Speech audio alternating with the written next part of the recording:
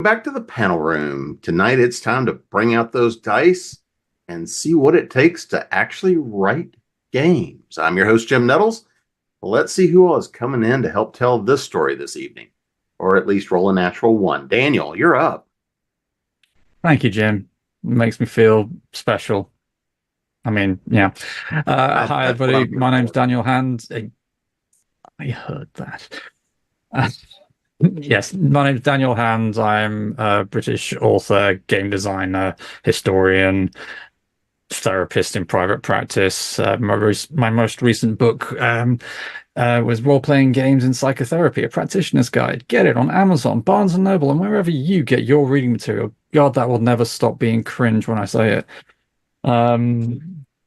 So yes, and I appear here at ConTinual quite frequently as well. So hi. That's why Jim feels safe taking the mickey out of me. I'll see if I can have a Monty Python foot come down to crush. Gene.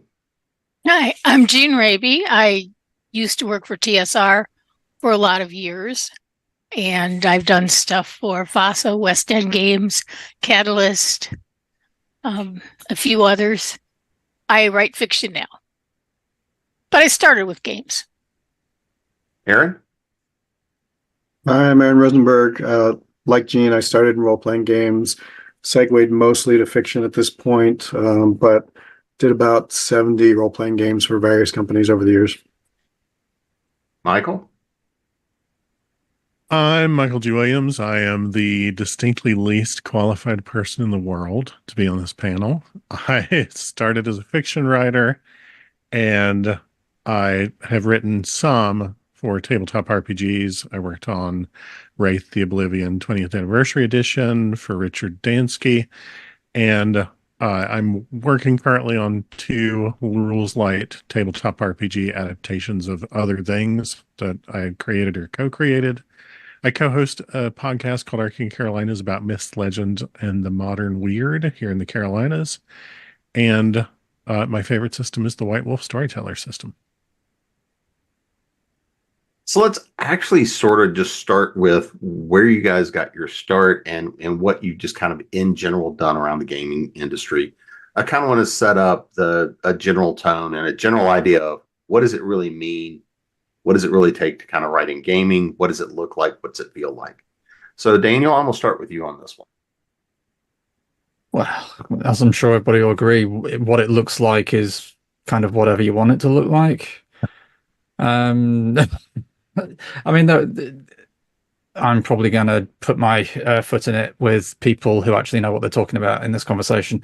But there are generally 2 types of RPG writing. There's writing for RPGs and there's writing RPGs.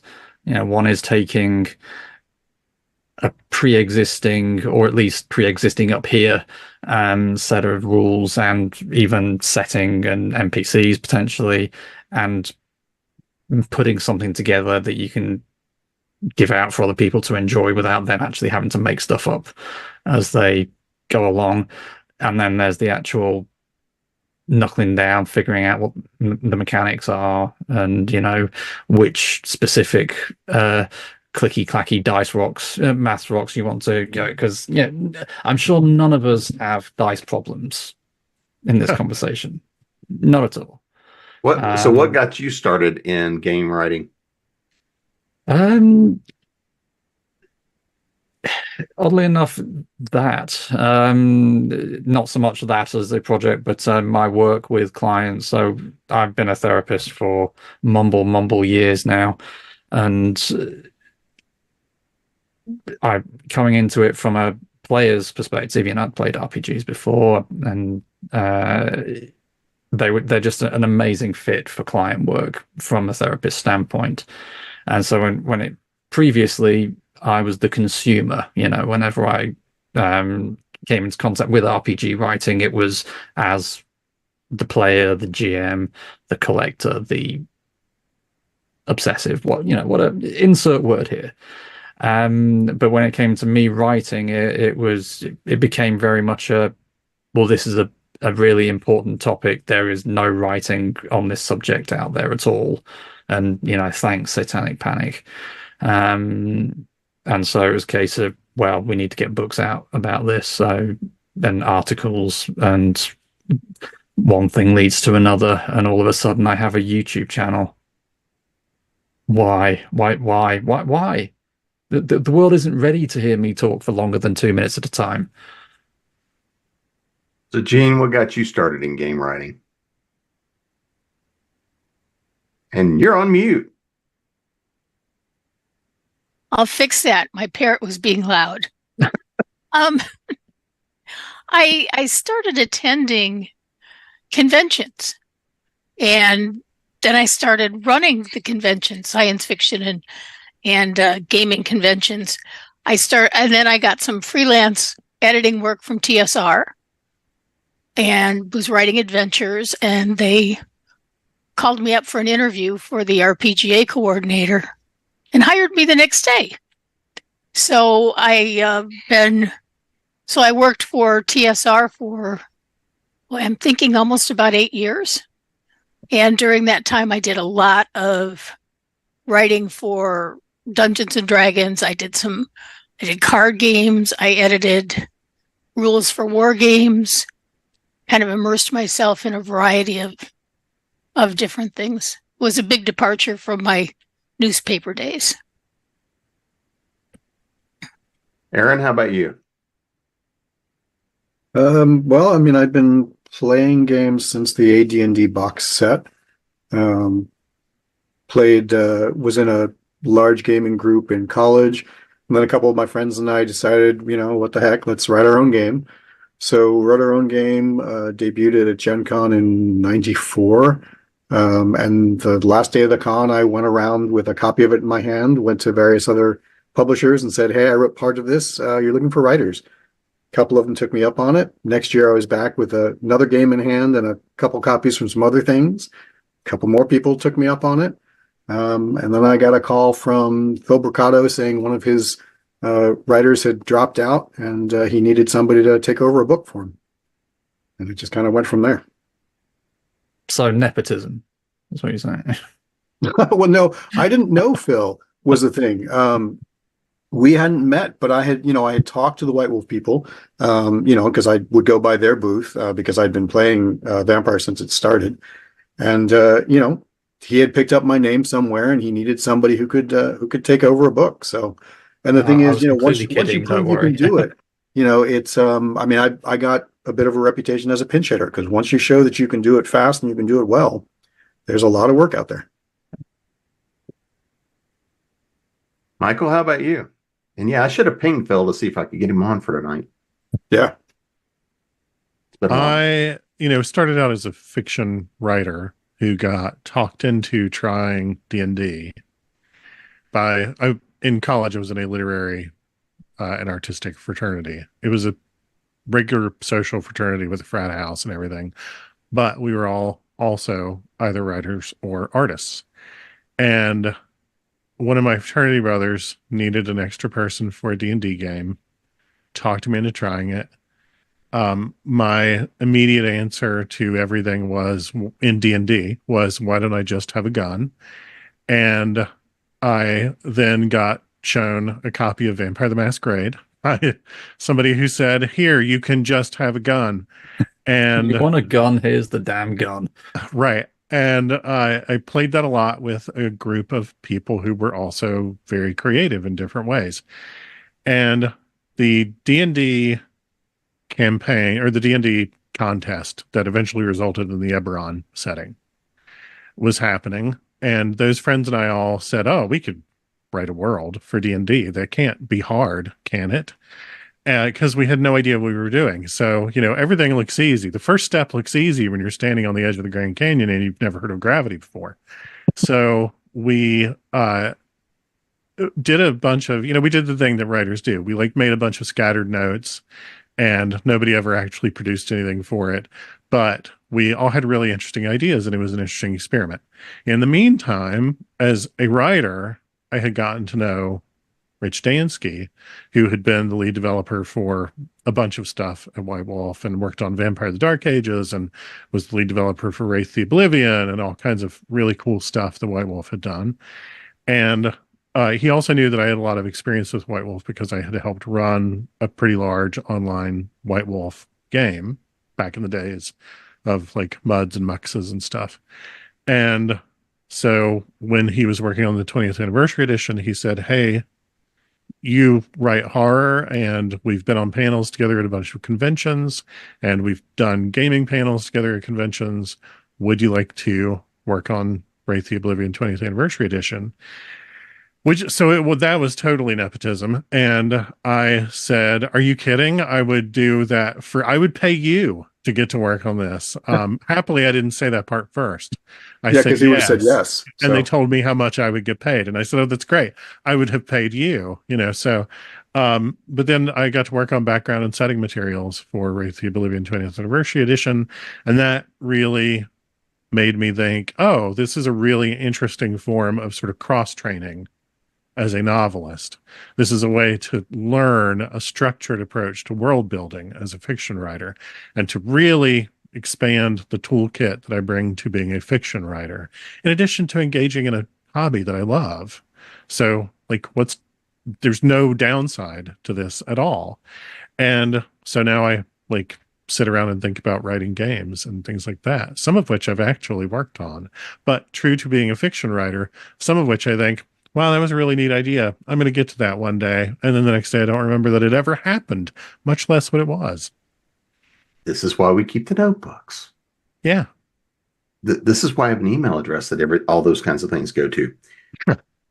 Some go there to die, but usually they get revived or at least make it into the next notebook, the more permanent stuff.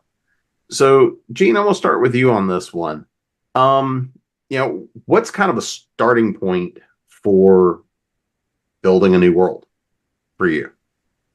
So if you're going to build it has to make sense. I have a minors in geography and geology, so I have enough of a science background to understand how a world can and should fit together, where you can physically put things that make some amount of sense. Certainly, a fantasy world can have incredible elements, but if you interject enough of a realistic approach to it, it becomes mold ought to function. Does that answer what you were? Well, and let me ask the second part of this too, which is with that in Notion, what's the difference? Well, for a game, you have to have enough wild and imaginative pieces to it that you can expand and ask, what if, and what if that, and what if that? And what can I put there that would be wonderful and amazing? And what can I put there that would be deadly? What can I put there that would be dangerous and mysterious? You have to create a world that is ripe for expansion and that you can use with races and politics and natural events. Always made sure that places that I developed had potential for earthquakes and volcanoes and natural disasters, because I thought that made the world more interesting.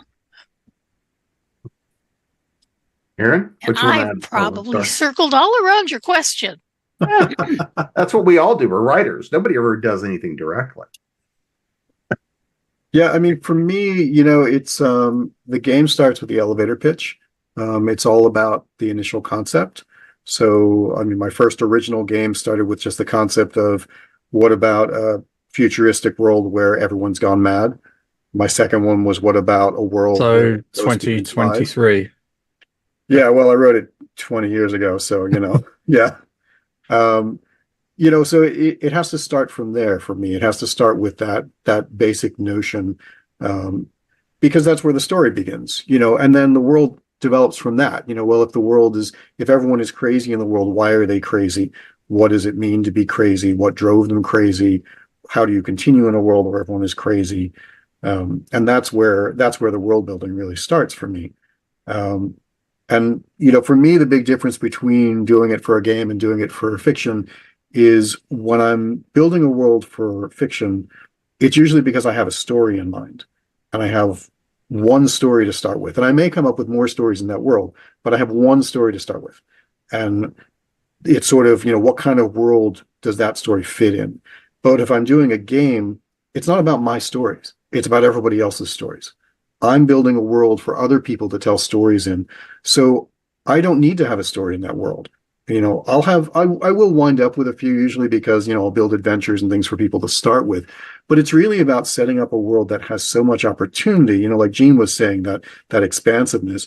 There has to be possibility for story for other people. Because when I pick up a game, I want to look at it and go, oh, there's so many stories I can tell in this game. There's so many nooks and crannies and interesting legends and figures and histories, all of these great elements that I can weave together to tell my stories.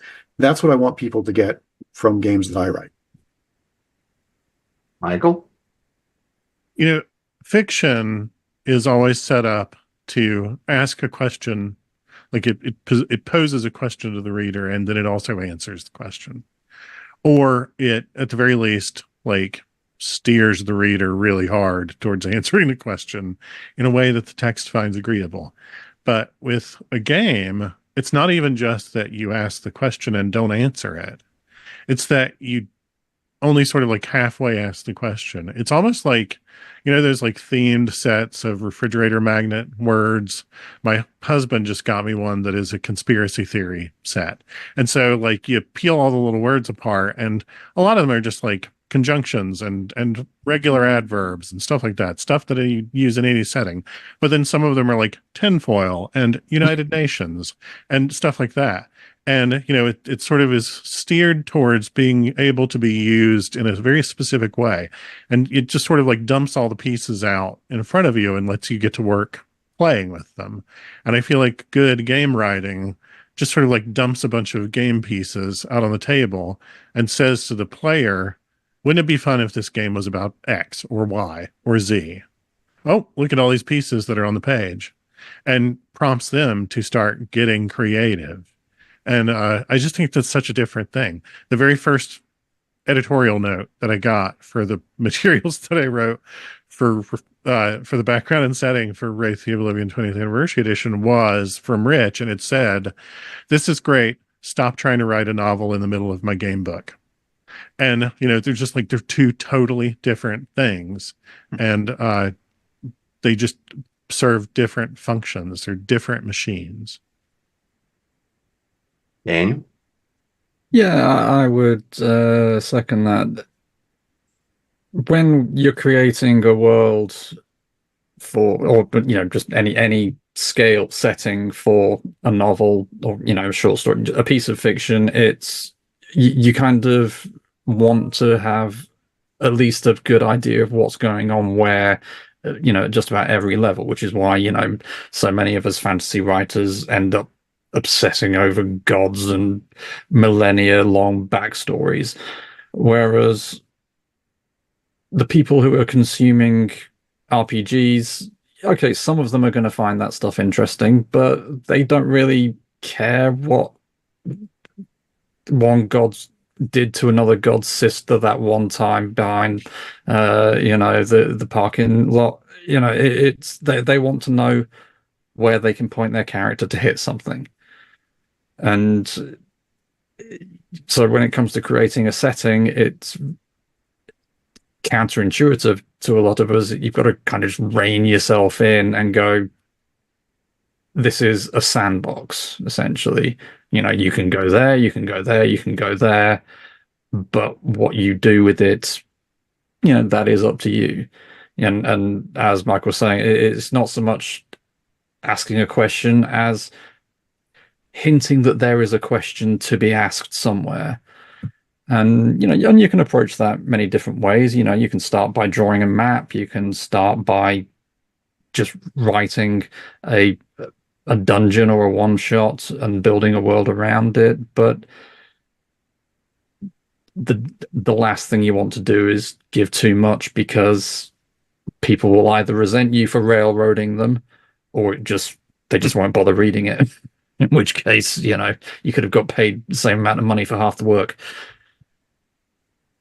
Well, and I think I think now, because there's so many games out there on the market, that when you come up with this world for your role-playing system, that you have to make something unique or special about it, or something very dynamic, because the market's crowded. You need something that makes yours stand out and says, hey, come play here. And side note, sorry, Jim, one more thing. I would very much agree with Gene about making your world geographically sensible. You know, pro tip to anybody out there, don't do Rokugan and put rivers going parallel to, I mean, not only parallel to mountain ranges, but right parallel, right next to mountain ranges, rivers going through the mountains. Just look at Rokugan and go, I'm not doing that. So looking at the step of, because there's a lot of components we've got to build in writing, right? If you're creating the system, you've got to come up with elder gods and systems, because I was part of a one shot last night that, I was there to create mayhem. But yeah, I know, it's shock. But you've got to create belief systems and politics, and you've got to set up, levels of technology in the world. So, Aaron, where do you start from with that now? And it is different whether you are starting with somebody else's licensed property versus you're building something on your own and ground up, or you're trying to contribute and create something new around somebody else's IP. But where do you like to start with that, and how do you go about it? Yeah, it's massively different. I've done several originals and a whole lot of tie-ins and existing IPs and so on.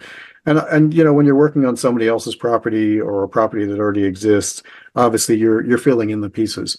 There's already so much to work with there. When you're starting from the ground up, honestly, one of the things that I do start with is mechanics. I'm very much a believer in a mechanic system that is evocative of the setting and of the tone that you want. So, I like to think about what kind of randomizer will I use for this? How does it fit in? Because it creates interesting situations in the play style, and from there, you wind up with elements about, character and, story. You wind up with traits and qualities that fit your style, that fit your mechanic, and those lead to interesting pieces as well. When I did my second game, which was about spooks who are spies, called Spook Show, it was all two different dice. It was 6-siders and 8-siders, because it's about the duality of the physical versus the spiritual. And because you're playing ghosts and you're playing spies, there are certain elements you get from each of those, and those inform the world around them. So you have the cover stories, you have the agencies, you have all the mechanics involved in being an actual physical spy, and then you have the ghostly side of it, with the powers and the mystique and the mythology and that slightly horrific element to it, and the juxtaposition of those is what creates the world. Michael? If it's something, like Aaron said, if it's something that somebody else has already created, there's only so much you can do, but you just kind of have to find whatever your entry point is to something unique and go there. Part of what I worked on for Wraith was, in Wraith, the spirits that are restless, that live in the land of the dead, they belong to guilds, and different guilds have like different powers and things like that. And I said, it'd be really interesting to me to work on a history of like where those guilds came from, because the power structures, the political structures in the land of the dead date from millennia ago and have sort of been accreting mortal political models as more people die and show up there and essentially become citizens of the land of the dead and start shaping its politics. And so I got told, yeah, go do that. Go figure out what the history of those is.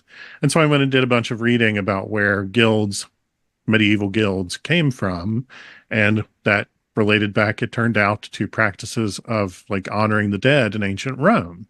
And so it was a really neat, tidy little dovetailing of this thing that's in the game relates to a real historical practice of venerating the dead. So I got to do a bunch of like digging around in that and come up with some fun stuff there by sort of mixing in history and fiction. But there was only so much that I could like, I had my little corner, of the archaeological dig of creating this new version of the game. And I could like dig all I wanted in my little square, but I couldn't like go mess anybody else's. With original stuff, I always end up approaching it first as a fiction writer and saying like, what story would I tell in that place? But I also, as a fiction writer, almost never like to dig into like world building, expository world building, unless it's really directly relevant to that perspective character's experience, because they only know so much about the world, and they only have a reason to tell so much about the world to the reader. But in a game, you have to think beyond that. You can't be restrictive in that way. So, for instance, I have a series of vampire novels in which the title character started life as a Toreador in a game of Vampire the Masquerade, but obviously I had to extract all White Wolf stuff from his life to write a book about him. And then I started thinking, wouldn't it be interesting if he got turned back into a role-playing game that was different? And in those novels, each vampire has a unique ability that they gain in specific circumstances. And it started with, wouldn't it be neat if Withrow had the ability to do things X and Y?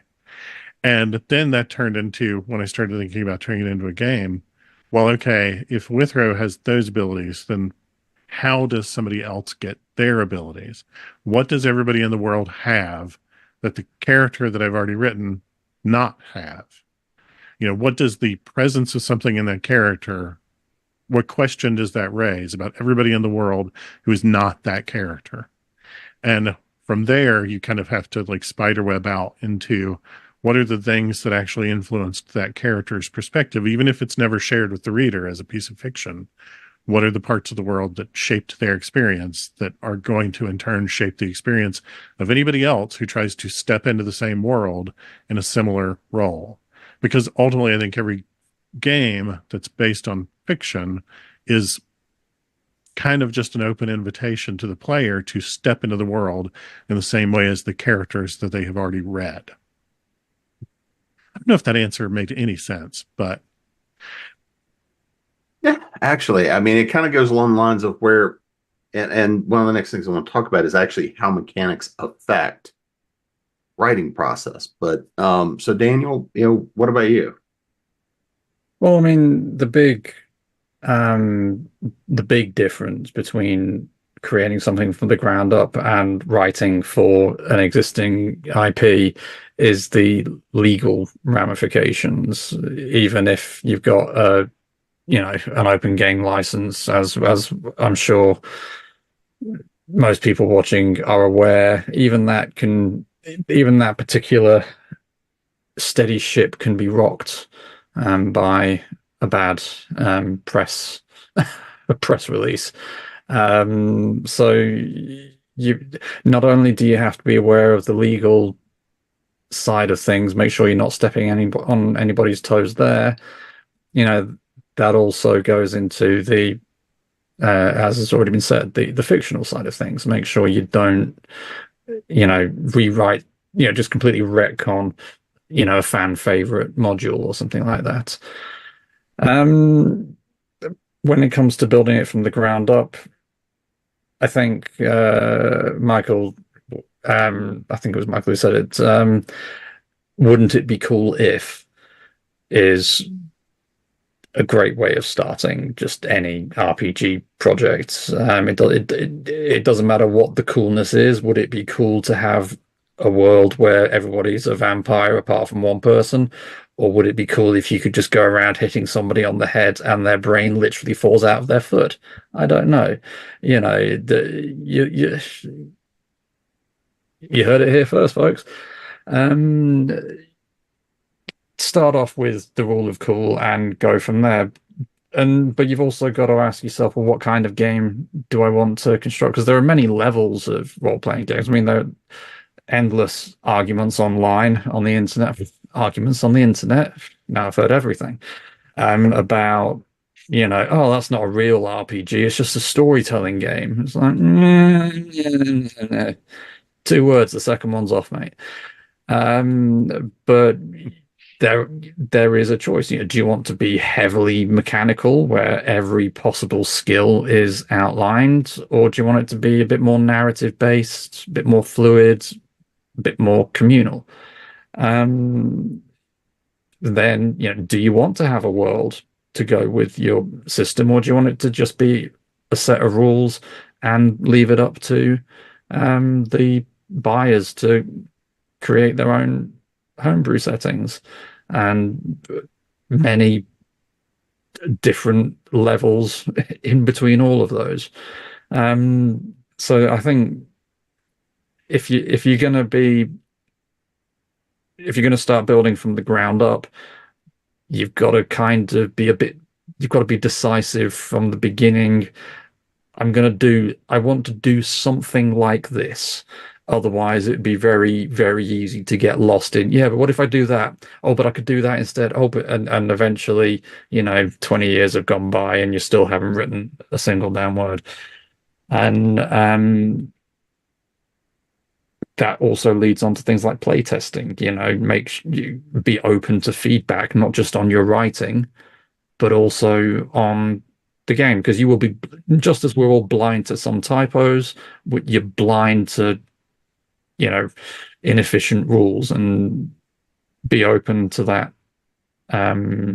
feedback. And that feedback, I don't know if anybody else will back me up on this, but the feedback on the game side of things does tend to be harsher than the feedback on the writing. Gamers have no problem whatsoever in saying, no, that was crap, I don't like it, get rid of it. Whereas, the writing, so that sentence didn't work for me, maybe reword it. Where, it's like, no, get rid of it, it's rubbish. It's either the best thing in the world or the worst thing in the world. There is no in between. But it comes down to any writing project, though, having an idea and just hoping that you know enough about the process to make something happen with that idea. Daniel, I think, or maybe, see if you agree with me, I think part of it depends on who you're writing for. Mm-hmm. I mean, what you're writing has to be who you're writing for. Who do you want to play your game? If you 100%. want young kids, college-age kids that have enough time to expand the rules, that want lots of rules, that wants tables and columns and all these little special effects that are very rules intensive, then you concentrate your writing on that. If you're looking for casual players who don't have the time to delve into a system that is so heavily rules oriented, that you want more of a storytelling approach, then you make the rules simpler and your world more fluid, so that they don't have to spend as much time studying the game to run it. Depends how much time your players have. If players don't have much time, they want a system that they can sit down with maybe an hour preparation and have a good time for the whole evening. I think you got to look at your customer. Mm-hmm. I mean, I think that's a big reason that Powered by the Apocalypse games are so big at the moment, because they are that is their reason for being simple, being easy to run, and just sit down, open the book, okay, you're playing now. Well, Gene, you're kind of going towards where I wanted to hit with my next question, so I'll just start with you on this too. Is how important and how do you actually tune the mechanics to the story and the world you want to create? I mean, because when we look at pretty much, most of the major game systems, you've got a lot of things that are common in RPGs, right? You've got, certain kind of roles that fit in for certain classes, certain levels of politics, inventory, things like that. So there's a lot of commonality, but at the same time, it's the uniqueness often that gives that real flavor to what makes this world different from that one. So how do you tune those mechanics to really reflect the world? I try to take an approach. I think about me. My free time is limited and precious, and if I want to play, I want to spend my time playing. So my rules tend to be a little lighter, a little more free flowing. Um, I leave it up to the game master. This is his or her world, and if you want to try something, it doesn't always have to be a die roll. So I don't want something that's too complex. And yet I don't want something so simple that I would lose the interest of people. I make some mechanics absolutely integral to the part. I mean, if you want to best a creature, it's going to take dice. If you want to climb a mountain, it's going to take dice and equipment. Is that? Yeah. I don't know, Aaron. Well, what are your thoughts in terms of mechanics and influence on story?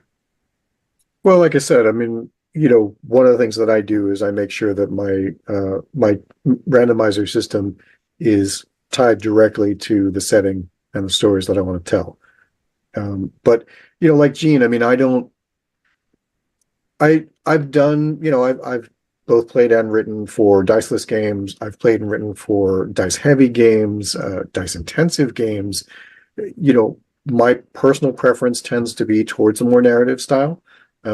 So I tend to create games that are a little lighter on the rules, but just like Gene, there are certain rules that are integral to it, and should be.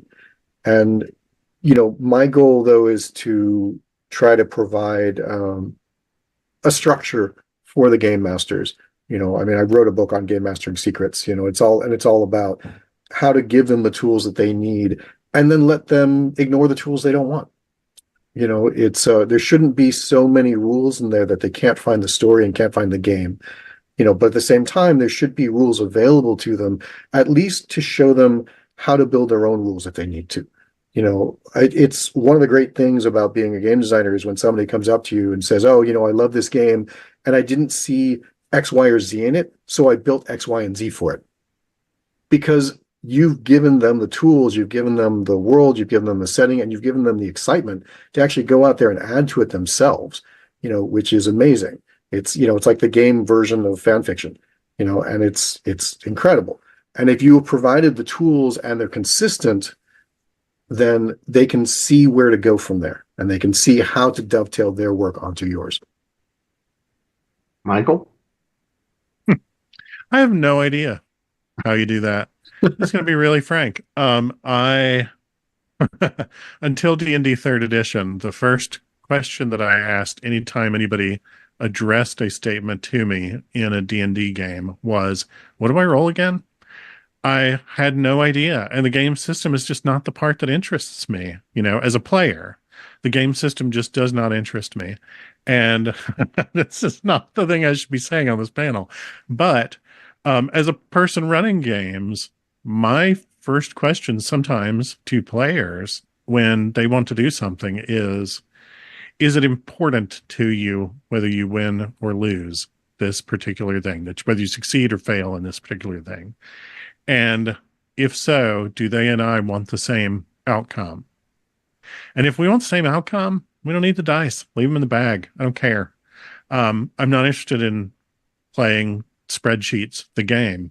I'm interested in telling a story with my friends. And sometimes that means that dice are in the way. So I, on the stuff that I'm working on my own, I'm trying to figure out how do you systematize having no system? Because how do you systematize just letting everybody talk it out? Because that's really much more interesting to me. An example of the exact kind of mechanics that I love is the game Microscope, which is not itself a proper game. It's a game about building a world for a game. It's really, really cool. And at the beginning of every turn, whoever's in charge that turn just has to answer a couple of questions of what is it that we're trying to settle about the world in this scene? And is it something that we want to talk out as a group, or is it something that we want to role play? And if you want to role play it, then there is no dice system. There are no rules. You basically just got to hammer it out, negotiate it until everybody can agree. And you just kind of improv your scene to make that happen. And to me, that is the most satisfying form of mechanic, one where the only boundaries are what does everybody at the table think is going to be fun. That's it. It's a game. Daniel? Well, I think if you're going to be taking a core set of mechanics and twitching them to fit a different setting or something like, you've got to make sure that A, you're choosing the right set of core mechanics, and B, don't just take them from one game and put them wholesale into another, because that will just, I mean, unless you're doing the job properly, they'll just clash and it will feel weird, or it'll just won't work, or it'll just outright be rubbish. So do you want, as Michael's saying, a mostly narrative-based game? Do you want a Pathfinder-esque checkbox? Do you want something in between? Okay, well, why do you want those particular mechanics for your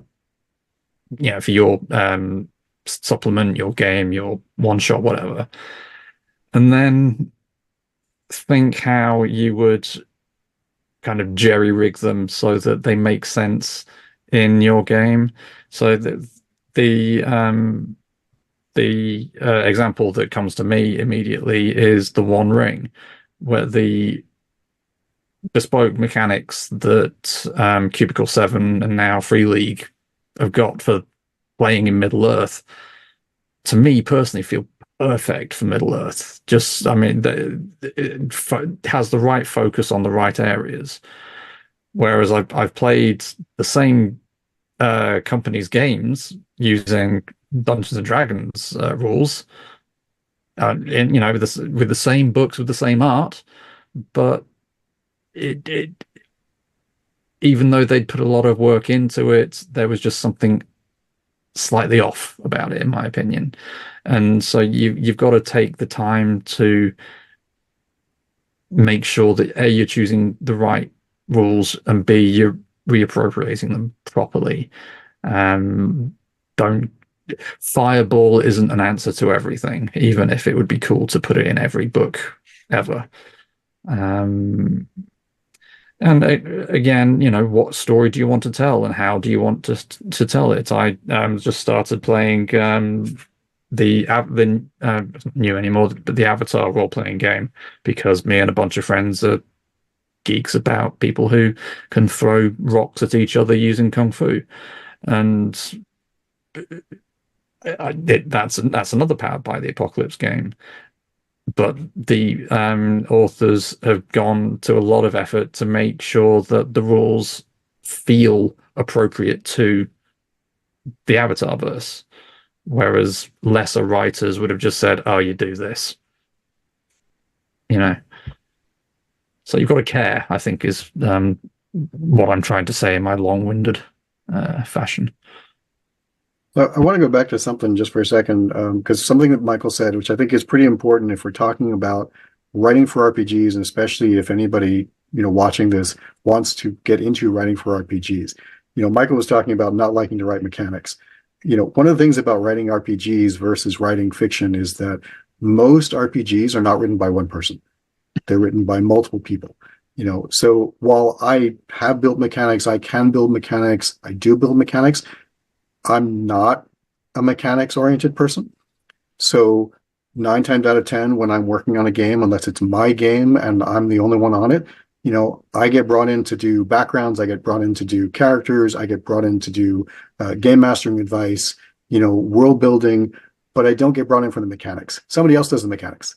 Somebody who loves doing the mechanics, somebody who knows the mechanics backwards and forwards, and I can hand them my characters for the adventure I've written and say, can you stat block these out for me?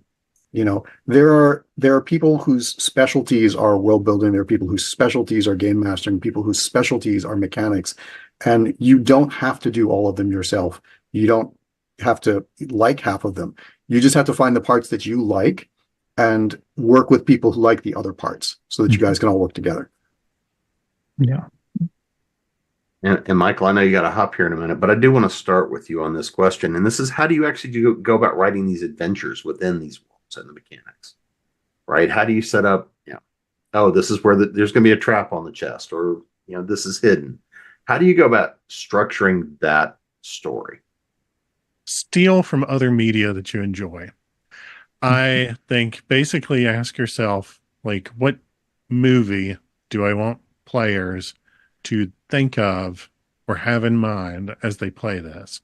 Or if I were going to put at the beginning, pretend you're in this movie, what movie would it be? Like, what mood am I trying to create?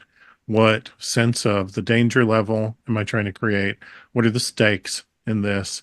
Do I want them, tiptoeing around, looking over their shoulders and slowly going paranoid because we're playing a Call of Cthulhu adventure?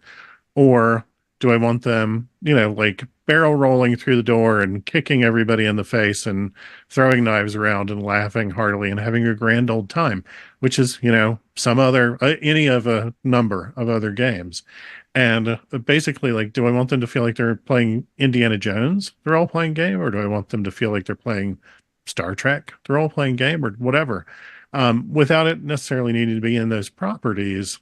Like, think about the emotional payoff that you want the adventure to have for the players, and what sorts of movies or books or comics or whatever generate that for you, and then start stealing from the best. That's not the best answer for a writer to have, but that's I feel How like we all start.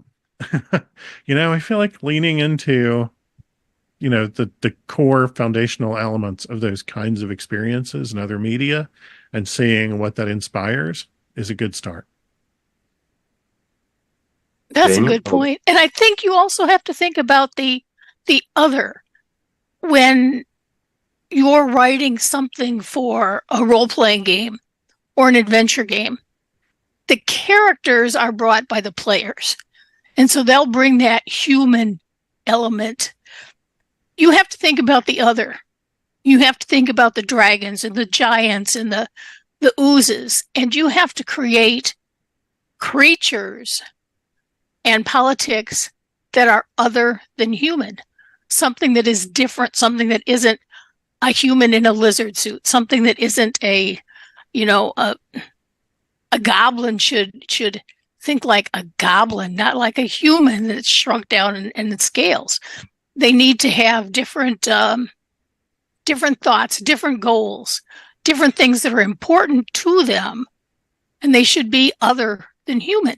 Because I think then you bring a richer world that makes the characters, the players, more interested in delving in and exploring it and interacting with this other than human.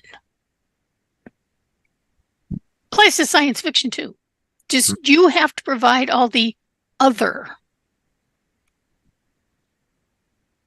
Michael, I don't know if you've got a hop or not, but I do. But thank you very much. It's been an absolute pleasure meeting you. Yeah, but before you get out of here, we'll make sure everybody knows where to find you. MichaelGWilliamsBooks.com is a tidy way to find me. And I will simply say, Aaron, it is so cool to actually be on a panel with you, because you've written some of the coolest White Wolf stuff.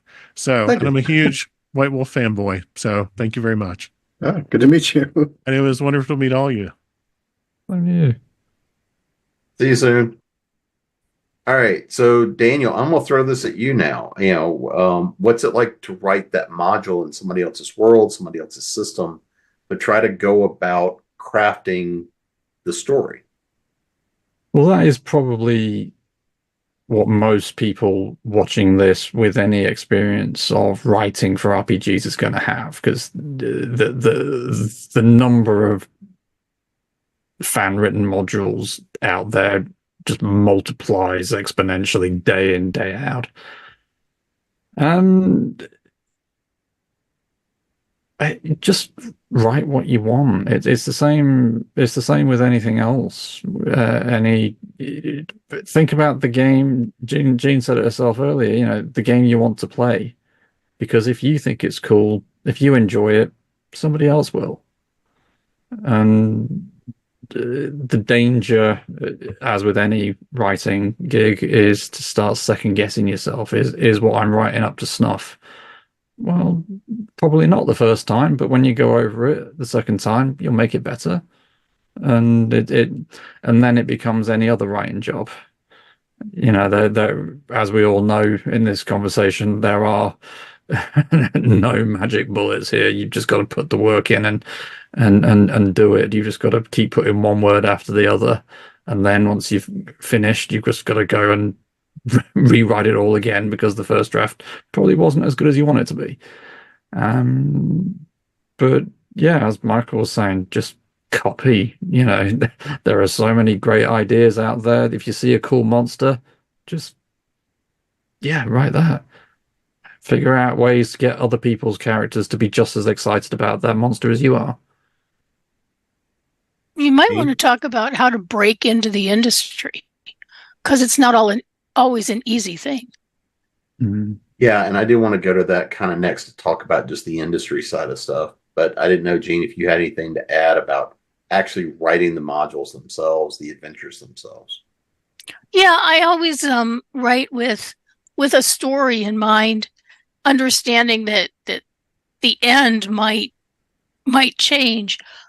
I think my favorite D&D scenarios that I played in were written by Tracy and Laura Hickman, the Desert of Desolation series, because they were bold and sweeping. And yes, I'm dating myself because it was probably first edition, but it was an amazing story that took you from point A to point Z with all of these switchbacks in between. So I like a sweeping story. I don't want a simple story. A simple story is a 1 hour adventure. I like a campaign, some kind of story that will take me a long time to play. There we go. That's my best answer. Aaron? So, I mean, I go about things a little differently, I guess. You know, if I'm writing a story in an RPG world, that's not an adventure. That's a piece of fiction. I write story seeds. You know, I like to provide a lot of different options for my players. You know, so I'll give, you know, a start of a story, and I'm always working off an elevator pitch, you know, because I've run a lot of games at conventions over the years.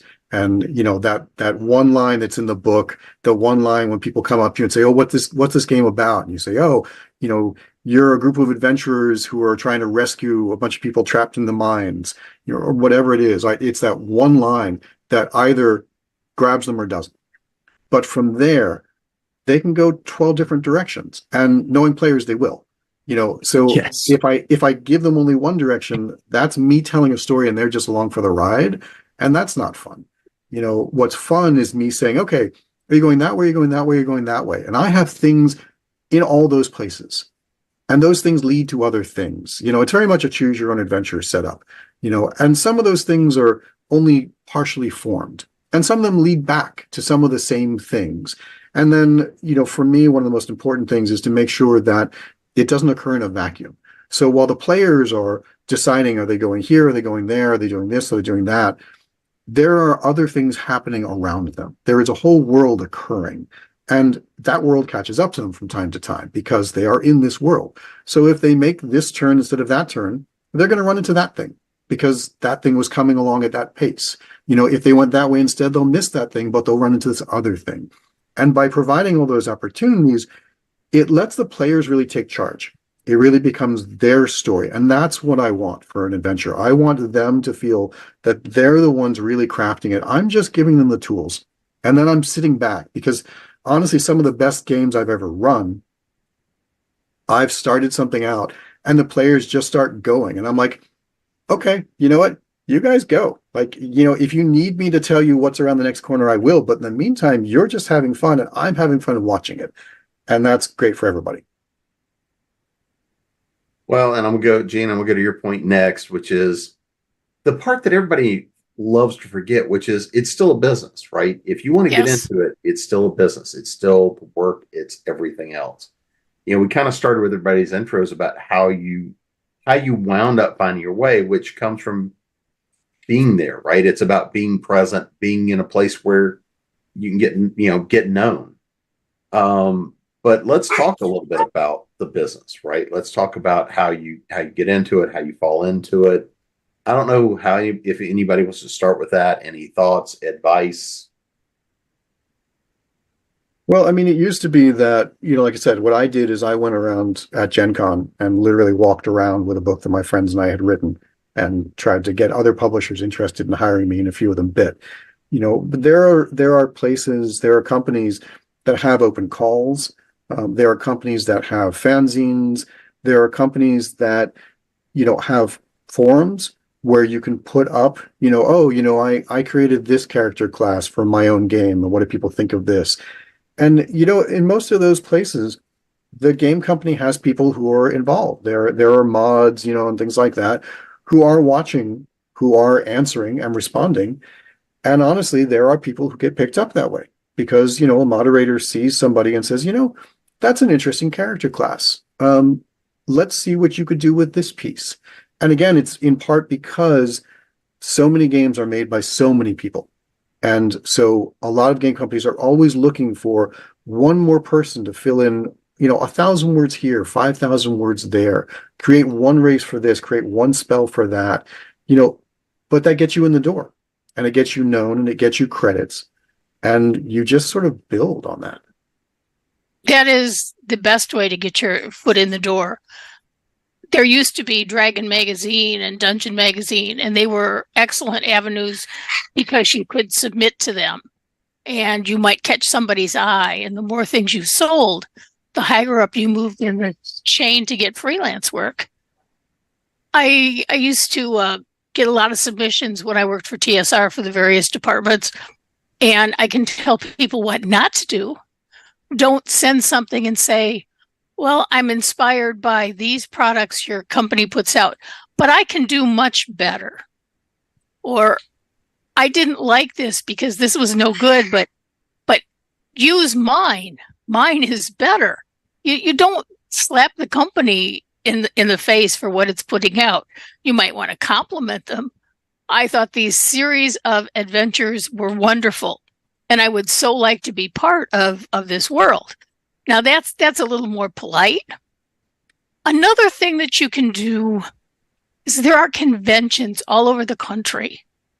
There's big ones, Origins, Gen Con. There's some slightly smaller ones that have game manufacturers there. And it's a great opportunity to meet these people, to show up, give them your card. You might have a writing resume. Don't give them books, offer to send them books after the convention is over. Don't give them things that they have to take back, but meet these people, look at their product, tell them about yourself. And there's a very good chance that they will remember you if you send a follow-up email or letter. Even in this day of all the electronic stuff, I'm still sold on paper because paper put in front of somebody on their desk has a lingering quality to it. It tells you, hey, this person took a little extra time to write it and mail it. So I think that those are some of the best ways to get in the personal contact. The one-on-one, seeing somebody at a convention is probably the route that I would go now. Daniel, anything you wanted to add to that? No, not really. I'm very much the least experienced on that side of things here. I just went out and made up my own rubbish and got an academic publisher to publish it for me. But at the same time, it as you say, it is still a business. You've got to be professional about it. Don't send out the first thing you ever wrote because it isn't as good as you think it is.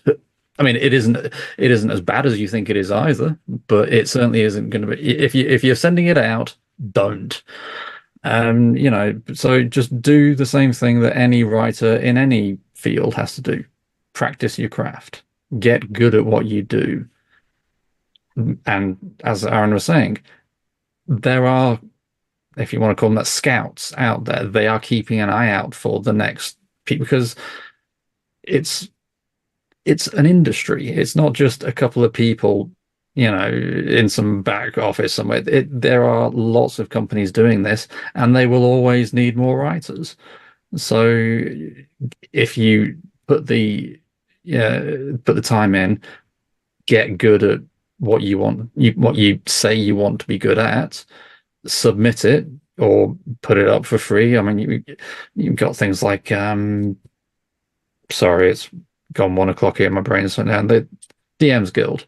You can write stuff and put it up. There are so many avenues now for you to get your stuff out into the world. Engage with people on social media. Everybody's got a YouTube channel. I know, I'm one of them. Go and engage with their content. Be polite. Don't, as Gene was saying, for goodness sake, don't tell people that you want to work with that their product is terrible. Just friendly piece of advice. Not a great way to start a working relationship. Good way to end one, though, really quickly. Yeah. But there are no quick answers. It's the same with anything else. Put the work in and keep at it. Don't give up, and eventually you'll see dividends of some kind. It won't make you a millionaire, but just keep on grinding, and eventually the new supplement will have your name on it. So I want to throw one last question out here. And again, because we're all writers as well, is that notion of what's the great value of playtesting? How do you leverage that feedback from playtesting and make those adjustments? I don't know if anybody wants that one first. Well, the thing about playtesting is, what we always used to say is that you can't shrink wrap the writer with the game. And so, obviously most people start out by playtesting with their own group. And that's great because, you know them and they know you and they're, comfortable with you and everything. But at the same time, they know your foibles already. They may adjust for them unconsciously. You're not getting an unvarnished look that way. So, when I was sending things out to playtest groups, I would always look for groups that were, one, geographically nowhere near me. Two, that I didn't know the people, personally. And, because I wanted it to be as different from my group as possible, because I needed to have different experiences from people, and then, with playtest feedback, it's exactly the same as with fiction feedback. If one person tells you, oh, this part doesn't make any sense, that's one person's opinion and every person's opinion is valid. But if 5 people tell you this part didn't make any sense, that part doesn't make sense. It's the more people say the same thing. So it's really sort of a bell curve, and you're getting these sort of outlier comments on either end. And you should look at all comments and you should consider all comments, but it's the ones in the middle that you're getting a lot of, that are the ones you really have to consider. This system doesn't make sense, or, the mechanics don't really work, or the characters are overpowered, or, the world building doesn't add up, or, the adventures are too complicated or too easy. Whatever it is, if you're getting enough people saying the same thing, that's where you really have to concentrate your efforts. That's a perfect answer. The only thing that I would add to that, because you said everything right, is I would give my manuscript to a couple of people to read, because what I'm running in a playtest is how I envision it will go. And it might not be the way that I've written it. Yep. I might be going with the flow with the players. It might not be what I have on the paper. I need somebody to go through what I have on the paper to make sure that the rules are applied correctly, that I'm not skipping big chunks of text that would say how you get from point A to point B. You just want to make sure it's complete. And somebody else reading through it will find all manners of typos and bad sentences and misspellings. So to me, part of the playtest, the big part of the playtest, because once you know how to write adventures, you know how to write adventures, but the big part of the playtest for me is someone looking over the manuscript. Yeah, I mean that is the big thing. For goodness sake, if you're writing for an RPG, you're still writing. So don't hand out a manuscript that has typos every other sentence. Know what grammar is. Learn how to spell. I had I don't know if I've got a book down there that was shockingly badly written. I mean, just the editing was terrible to the point where there was one word where whoever had written it had had their finger one step right on the keyboard. And so they'd spelled the word correctly, but but it was just a jumbled. I mean, what kind of nerd figures that out? But how in God's name did that not get checked by somebody, you know? And just because, and I had a big argument actually with my GM about it, because he was like, no, it's not a book, it's a game, so the rules don't apply. And I'm like, no, it's still writing. Yeah. Still a written word. I got submissions like a druid who so loved cats, he immolated them every day. And he meant emulated. And I had another, but he immolated them every day. And I had someone who had a darkly complected character who rode in on the lamb, L-A-M-B, and he meant a black man who came into town hiding from the law. But you had to read it a couple of times to figure out that's what he meant. So that's why I'm such a big proponent for, in playtest, make somebody read your stuff. So you don't have darkly complected people immolating cats. Immolating cats. But I'm sorry, why have you not yet written that game? I mean, I want to immolate some cats now. Yeah. That's an interesting way of carrying forth with druidism. Well, I think that's just the perfect place to end. But before, I don't know how we top it. We don't. We admit defeat. I saved those. I had to save those. Yeah. Well, before we get out of here, let's make sure everybody knows where to find you guys: website, social media, and anything that they need to run out and pick up right now. So, Daniel, I'm gonna start with you. Yep. So I've already picked up the book, Role-Playing Games and Psychotherapy: A Practitioner's Guide. It's got a very, very simple system in it, so it's mostly for therapists. But if you're just looking for pick up a die and roll a die, and it even shows you how to draw maps, which is something more books should do, frankly. You can find me at Monomyth Counseling with 2 L's, because British. .co.uk, but you can also find me on YouTube at the RPG Therapist, where we've just, as I say, started playing Avatar Legends, and I'm already regretting it because 2 of my players, I am dreading the moment Eric goes, I have a question, because nothing good is going to come out of that man's mouth after those words.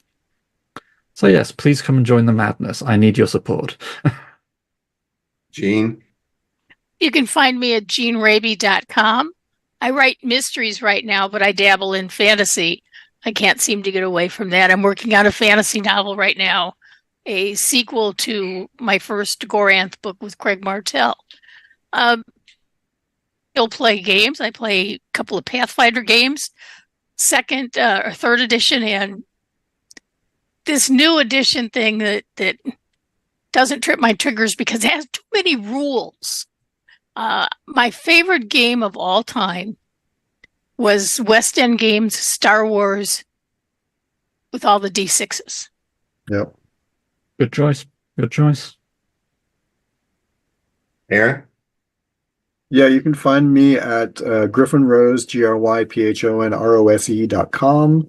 You can find me at Crazy 8 Press, at Falstaff Books, at Crossroad Press, obviously on Amazon.